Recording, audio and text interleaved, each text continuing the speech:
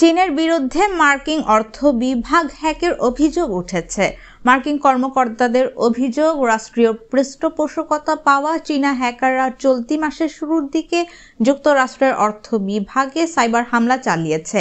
মার্কিন কর্মকর্তাদের বরাতে মঙ্গলবার 31 ডিসেম্বর এক প্রতিবেদনে খবর জানিয়েছে বিবিসি।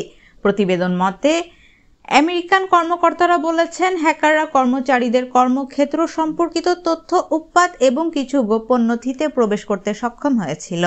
মার্কিন অর্থ বিভাগ জানায়, তারা গোয়েন্দা সংস্থা FBI এবং অন্যান্য সংস্থার সাথে বিষয়টি তদন্ত করেছে। তবে চীন এ ঘটনায় কোনো সম্পৃক্ততার কথা অস্বীকার করেছে। অভিযোগটি ভিত্তিহীন বলেও অভিযোগ করেছে এবং বলছে তারা সব ধরনের হ্যাকিংয়ের বিরোধিতা করে। সোমবার 30 ডিসেম্বর আইন প্রণেতাদের কাছে পাঠানো অর্থ বিভাগের একটি চিঠি থেকে জানা যায়, বিয়ন্ড ট্রাস্টের ব্যবহৃত একটি সিস্টেম কি অ্যাক্সেস হ্যাক করে তাদের সিস্টেমে অনুপ্রবেশ করে সাইবার অপরাধীরা। এরপর সিস্টেমের মূল কার্যক্রমগুলো বদলে অর্থ বিভাগের কয়েকজন কর্মকর্তার তথ্যের অ্যাক্সেস নেয় তারা। তবে এই সাইবার হামলায় কোনো ধরনের সংশ্লিষ্টতার দায় অস্বীকার করেছেন ওয়াশিংটনের চীনা দূতাবাসের একজন মুখপাত্র। রয়টার্সকে এক প্রতিক্রিয়ায় তিনি বলেন, বেইজিং যুক্তরাষ্ট্রের ভিত্তিহীন অভিযোগের তীব্র বিরোধিতা করেছে তারা।